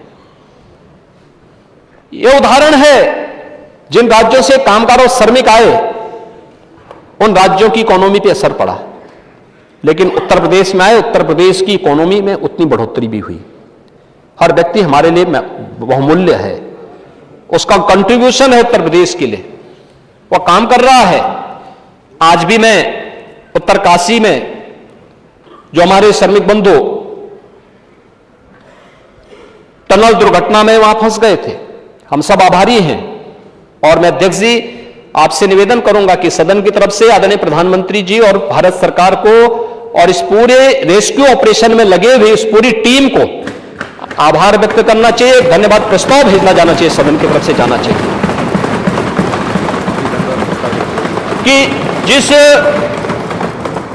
तत्परता के साथ रेस्क्यू ऑपरेशन, अब तक ढेर सारे ऐसे मामले घटित हुए हैं, लेकिन आपदा थी, लेकिन उस आपदा में रेस्क्यू कार्य किस धैर्य के साथ होना चाहिए, अपने आप में यह रेस्क्यू अपने आप में एक उदाहरण है। और उसमें से 8 लोग यूपी के थे। आज मैंने उनसे संवाद किया। 12 को एक घटना वहां घटित होती है, 13 को उत्तर प्रदेश शासन का एक प्रतिनिधि वहां मौजूद हो जाता है और लगातार वह संवाद करता है वहां के उत्तराखंड और भारत सरकार के अधिकारियों के साथ साथ कंपनी से जुड़े हुए लोगों के साथ में। वहीं पे वो कैंप करते रहे हैं और आज वे सभी श्रमिक वापस आए हैं, जिनमें 6 श्रावस्ती के, एक लखीमपुर खीरी के और एक मिर्जापुर के, ये 8 लोग हैं। उसमें से उत्तर प्रदेश के मिर्जापुर के जो एक नौजवान है, जो एक इंजीनियर के रूप में वहां काम कर रहा था, जो टनल के अंदर फंसा हुआ था, उनकी वहां पे उन लोगों के संबल को बांधने में प्रधानमंत्री जी के संदेश को, वहां के माननीय मुख्यमंत्री जी के संदेश को और अन्य अधिकारियों के संदेश को उन लोगों तक पहुंचाना, टनल के अंदर रहते हुए भी सामान्य दिनचर्या उनकी बाधित न हो, लोगों का मनोबल न टूटे, इसके लिए वे लगातार वहां काम करते रहे। यानी वहां उन्होंने योग की क्लास भी चलाई। यानी अभिनंदन क्या जाना चाहिए। और इसीलिए मैंने मुख्यमंत्री आवास पे उन्हें बुलाया आज, और बुला करके उनका मैंने अभिनंदन किया और मैंने उनको इस बात के लिए आश्वस्त किया है कि डबल इंजन की सरकार है, बिना भेदभाव के कार्य करती है और इन सभी श्रमिकों के हितों के लिए पहले ही सरकार संवेदनशील है और आगे भी सरकार उसी संवेदनशीलता के साथ कार्य करेगी। और उसी के साथ आज हम लोगों ने वहां पे उन लोगों के लिए वहां पे काम किया। महोदय, प्रदेश के अंदर स्वामी विवेकानंद युवा सशक्तिकरण योजना के अंतर्गत अब तक हम लोग 20 लाख नौजवानों को टैबलेट और स्मार्टफोन दे चुके हैं और 2 करोड़ युवाओं को हम इस लक्ष्य की तरफ लेकर के जाने का कार्य हम लोगों ने विभाग में, उसमें बजट की भी व्यवस्था पहले से कर रखी है। 50 इंक्यूबेटर और 7,200 स्टार्टअप वर्तमान में प्रदेश के अंदर संचालित हो रहे हैं। मुख्यमंत्री इंटर्नशिप स्कीम के अंतर्गत प्रदेश में 1 लाख से अधिक युवाओं को अब तक हम लोगों ने विभिन्न उद्योगों में अप्रेंटिसशिप स्कीम के तहत जोड़ा है, जिसमें से मानदेय राज्य सरकार भी कुछ देगी, उद्यम भी देंगे और युवाओं के पास एक एक्सपीरियंस सर्टिफिकेट होगा। जब वहां कहीं नौकरी के लिए जाएगा तो उसके पास होगा, लेकिन उस दौरान राज्य सरकार का प्रोत्साहन भी उसके साथ में होगा। इस कार्यक्रम को भी हम लोगों ने जोड़ा है और प्रदेश के अंदर अन्य क्षेत्रों में भी नए रिफॉर्म किए जा रहे हैं, चाहे वह 150 जो हमारे गवर्नमेंट ITI है, टाटा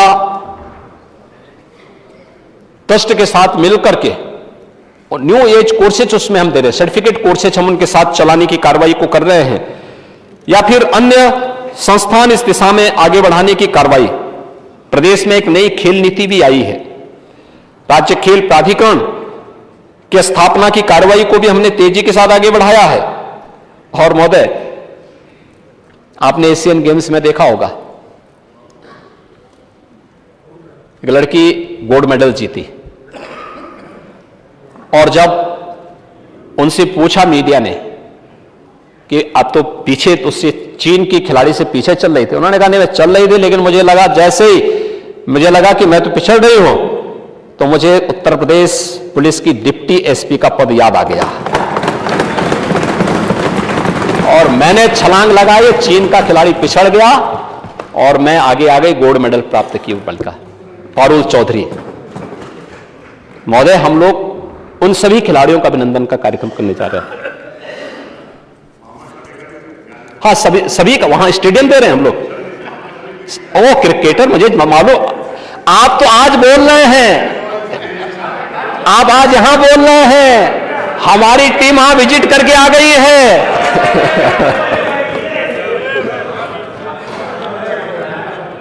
हमारी टीम वहां विजिट करके आ गई है। महोदय, 400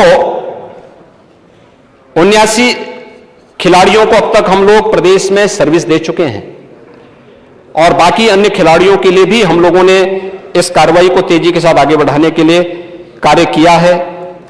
प्रदेश के अंदर आज जो है प्रदेश सरकार अन्य क्षेत्रों में भी काफी इन बातों के कार्यक्रम को हम लोग प्रदेश के अंदर बढ़ा रहे हैं और बिना भेदभाव के सरकार इसको आगे बढ़ाएगी।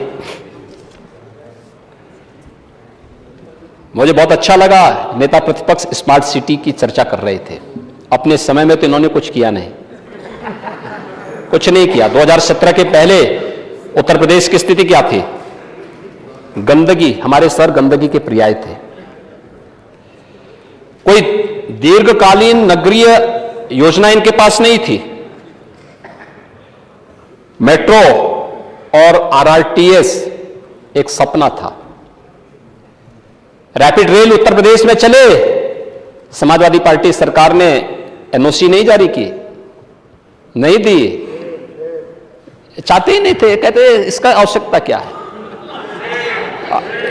इनको, यानी रैपिड रेल इनको उसकी आवश्यकता ही नहीं थी। और महोदय, सेफ सिटी तो इनके लिए एक सपना ही था। सेफ सिटी एक सपना। महोदय, आज मुझे बताते हुए प्रसन्नता है, स्मार्ट सिटी में उत्तर प्रदेश के शहर भी आज देश की रैंकिंग में स्थान बनाते हैं, स्वच्छता की रैंकिंग में स्थान बनाते हैं। महोदय, आज सेफ सिटी में बहुत शीघ्र उत्तर प्रदेश के 18 सिटी सेफ सिटी घोषित होने वाले हैं और इसमें गृह विभाग, नगर विकास विभाग, हमारे प्राधिकरण के साथ साथ निजी क्षेत्र की भी भूमिका है, वे भी इस दिशा में कार्य कर रहे हैं। अयोध्या, मथुरा, वृंदावन, शाहजहांपुर, ये नए नगर निगम भी इस सरकार में बने हैं। 113 नए नगर निकायों का गठन भी हुआ है।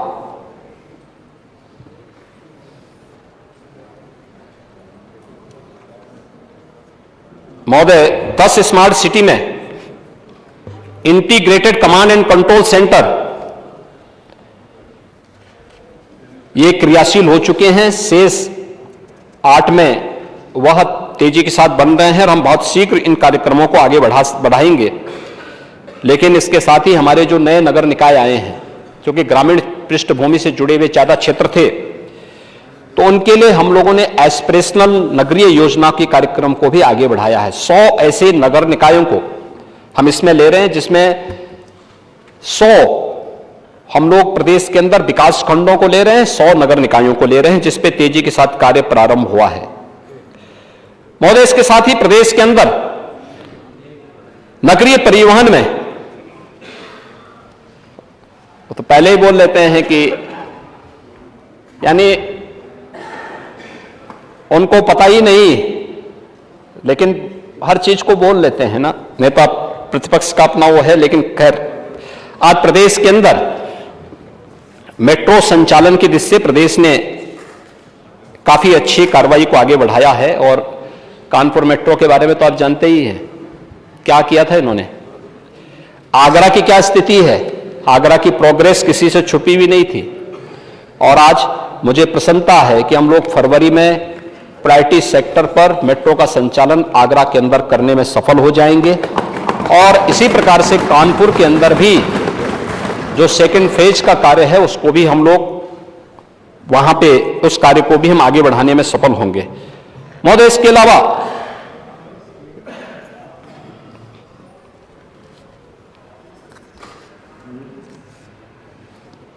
अलावा महोदय, प्रदेश में आरआरटीएस, आदरणीय प्रधानमंत्री जी ने अभी उसके प्रायोरिटी सेक्टर का उद्घाटन किया है और बहुत शीघ्र दिल्ली मेरठ के बीच में रैपिड रेल का संचालन होगा, जो देश की पहली रैपिड रेल होगी। यह भी देश के अंदर पहली इस प्रकार की सुविधा प्राप्त होगी। प्रदेश के अंदर आज 14 शहरों में हम लोग इलेक्ट्रिक बस सेवा उपलब्ध करवा रहे हैं और बड़ी डिमांड है। तेजी के साथ इस मॉडल को हम आगे विकसित करने जा रहे हैं। नए इलेक्ट्रिक वाहन के एक नई पॉलिसी के साथ हम लोग आए हैं और हमारा प्रयास है कि इस सीजन में हम अक्सर देखते हैं कि यहां सदन में भी पहले दिन इस बात की चर्चा हुई थी। एयर क्वालिटी इंडेक्स में देश के अंदर, दुनिया के अंदर एक चिंता का विषय है, लेकिन इसको कंट्रोल करने के लिए क्या प्रयास होने चाहिए? पब्लिक ट्रांसपोर्ट की आधुनिक सुविधाएं तो विकसित हों, लेकिन साथ साथ हमारे भी अपने क्या प्रयास होने चाहिए। और इसी को ध्यान में रख करके हम लोगों ने अपनी इलेक्ट्रिक व्हीकल की नई जो पॉलिसी है, इस पॉलिसी में 1 लाख से अधिक ऐसे वाहनों को, जो स्कूल बसेज हैं, ट्रांसपोर्ट से जुड़ी हुई ऐसी बसेज हैं जो जिनके कारण पॉल्यूशन ज्यादा होता है, उस दिशा में हम लोग आगे बढ़ाने का कार्य कर रहे हैं। मध्य प्रदेश के अंदर पीएम स्वामित्व योजना में अब तक हम लोग 60 लाख से अधिक परिवारों को, जहां पे उसका मकान है वहीं पे हम लोगों ने उन्हें स्वामित्व भी दिया है उस मकान का, यानी इस भूमि का मालिकाना का अधिकार भी उन्हें उपलब्ध करवाया गया है। 1.25 करोड़ ऐसे परिवार थे जिनके पास जहां उनका मकान था वहां पे उनका मालिकाना अधिकार उनको नहीं प्राप्त था, और हमारा प्रयास है कि दिसंबर 2023 तक इन सभी 1.25 करोड़ परिवारों को, जहां पे उनकी झोपड़ी, उनका मकान होगा, पुश्तैनी मकान रहा होगा, वहां का पीएम स्वामित्व योजना के अंतर्गत वहां का मालिकाना अधिकार हम उनको उपलब्ध करवाने का कार्य करेंगे। सारे सर्वे के कार्य हमारे पूरे हो चुके हैं, तेजी के साथ इसको हम आगे बढ़ाने का कार्य कर रहे हैं। नेता विरोधी दल अक्सर नई नई बातों को कहते हैं और अब उनको पीडीए की बात करते हैं।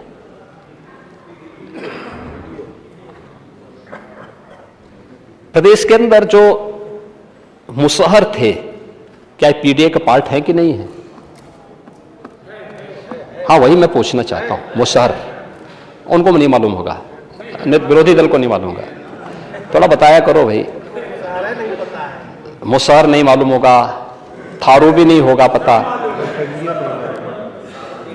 थारू भी नहीं जानकारी होगी, चेरो नहीं मालूम उनको होगा, बैगा नहीं मालूम होगा, बनटांगिया के बारे में भी नहीं जानते होंगे, कोल, सहरिया, ये सभी के बारे में संभवतः नहीं जानते होंगे, क्योंकि है क्या कि बचपन में रास्ता थोड़ा गलत हो गया था।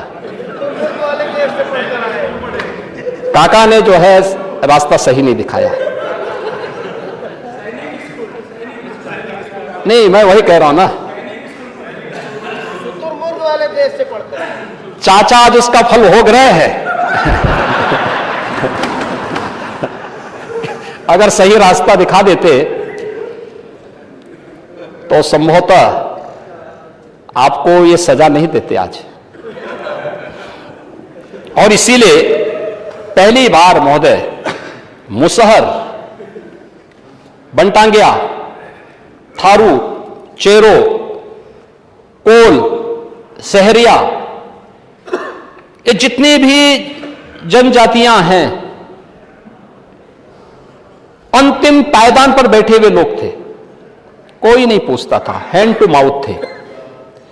इनको जमीन का पट्टा, इनके लिए आवास, जहां आवश्यकता पड़ी वहां पे आवास की सुविधा उनको उपलब्ध करवाने का कार्य तेजी के साथ किया गया। उन बच्चों को स्कूल भेजा गया, उनके लिए राशन कार्ड बनाए गए, वहां तक बिजली पहुंचाई गई।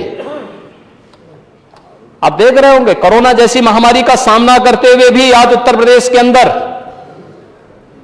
मैं इस बात को दावे के साथ कह सकता हूं, कोई भूखों नहीं मर सकता, क्योंकि प्रदेश सरकार और केंद्र सरकार दोनों संवेदनशील सरकारें हैं और दोनों बिना भेदभाव के शासन की योजनाओं को उन गरीबों तक पहुंचाने का काम कर रहे हैं। क्योंकि हमारे लिए सबसे बड़ी जाति, जो प्रधानमंत्री जी ने कही है, सबसे बड़ी जाति गरीब है, सबसे बड़ी जाति गरीब है। उस गरीब को न्याय दिलाना ये सरकार का काम है और सरकार ने उसको आवास की सुविधा भी दी है। उसके जीवन में परिवर्तन लाने का कार्य आज सरकार कर रही है। और आज उनको जो सरकार के द्वारा प्रदत्त सुविधाएं हैं, यह भी आज राज्य सरकार के स्तर पर उन्हें उपलब्ध कराने का कार्य किया जा रहा है। प्रदेश के अंदर अन्य योजनाओं में भी राज्य सरकार ने तेजी के साथ काम किया है। खासतौर पर प्रधानमंत्री ग्रामीण सड़क योजना में 4000 किलोमीटर से अधिक की सड़कों का निर्माण, 9290 के आसपास अमृत सरोवरों का निर्माण, लुप्त प्राय नदियों के पुनरुद्धार का कार्य हो, या फिर प्रदेश के अंदर महिला स्वयंसेवी समूहों के माध्यम से लाखों महिलाओं को रोजगार और नौकरी के साथ जोड़ने का कार्य हो, या फिर नई तकनीक के माध्यम से प्रदेश के कायाकल्प को करने के, ये सभी सेक्टर में प्रदेश सरकार ने तेजी के साथ अपने कार्यक्रम को आगे बढ़ाया है। महोदय, कृषि उत्पादन में भी अगर आप देखेंगे, 17 के पहले पीएम किसान सम्मान निधि नहीं थी।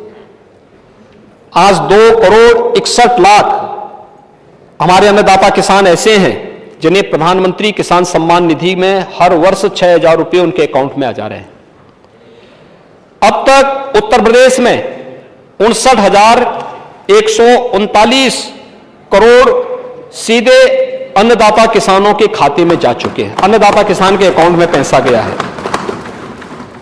बाण सागर की परियोजना हो, अर्जुन सहायक हो, सरयू नहर की परियोजना हो, ये सभी पूरी करते हुए अन्नदाता किसानों को उसका लाभ उपलब्ध कराया जा रहा है। 12 से 17 के बीच जो बड़े किसान इतनी सी बात कर रहे थे, केवल 94 लाख मीट्रिक टन इन्होंने गेहूं का प्रोक्योर किया था, जिनमें 12,800 करोड़ रुपए का भुगतान किया। और महोदय, 17 से अब तक 222 लाख मीट्रिक टन गेहूं का क्रय हुआ है, जिसमें 41,299 करोड़ रुपए का सीधे अन्नदाता किसान के खाते में, यानी 4 गुना पैसा है ये उसकी तुलना में। धान 2012 से 17 के बीच 123 लाख मीट्रिक टन, जिसमें 17,190 करोड़ रुपए भुगतान सपा सरकार में हुआ था। और 17 से अब तक 345.59 लाख मीट्रिक टन धान क्रय किया गया, जिसमें 63,927 यानी 3 गुना से अधिक प्रोक्योर भी होना, भुगतान भी होना यह अन्नदाता किसान के अकाउंट में हुआ है।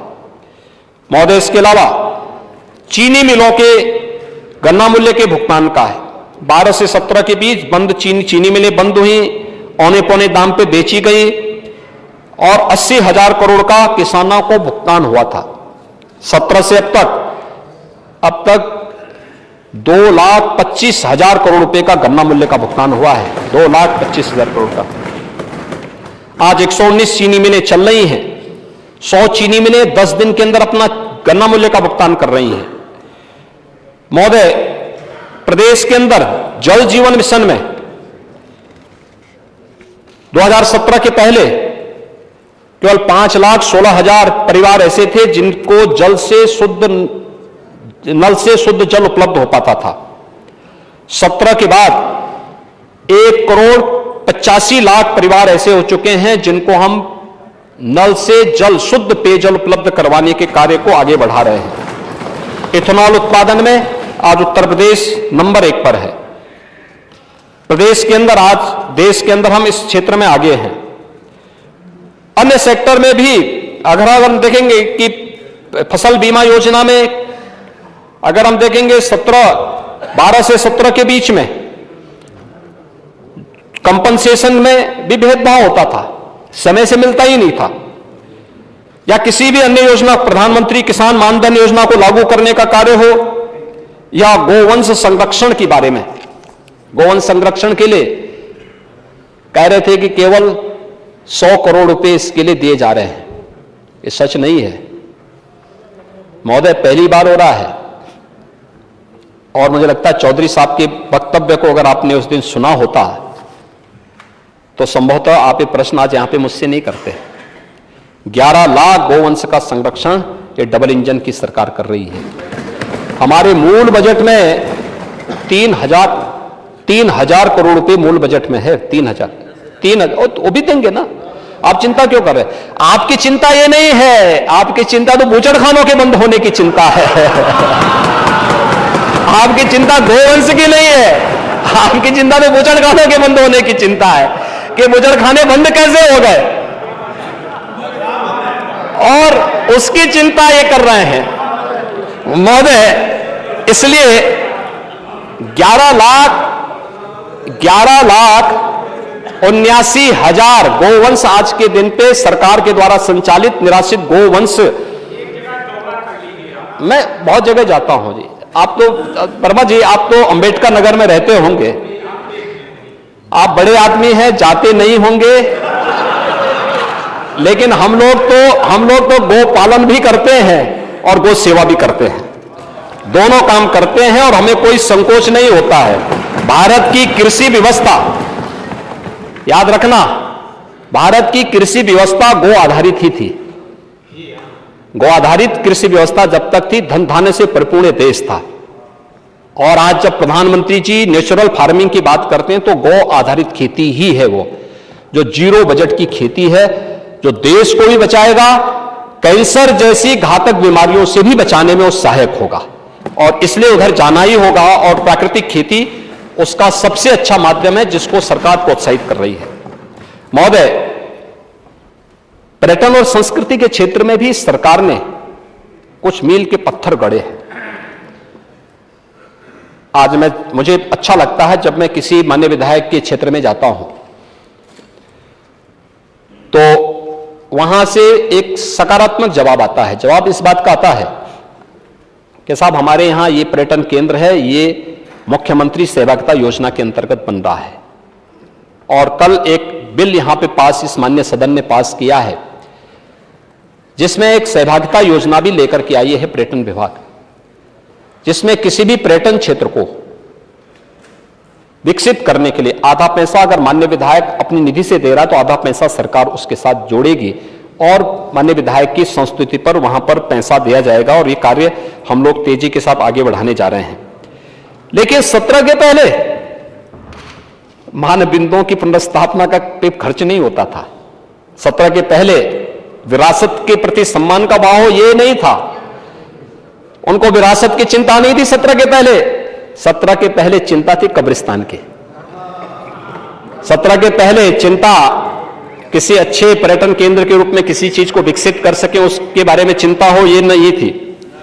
आज महोदय, मुझे बताते हुए प्रसन्नता है कि उत्तर प्रदेश 17 के पहले डोमेस्टिक इंटरनेशनल टूरिज्म में काफी पीछे था। असुरक्षा दंगों के कारण कोई आना भी नहीं चाहता था। आज मुझे बताते हुए प्रसन्नता है, सारे आंकड़ों को तोड़ते हुए उत्तर प्रदेश नंबर 1 पर पहुंच चुका है।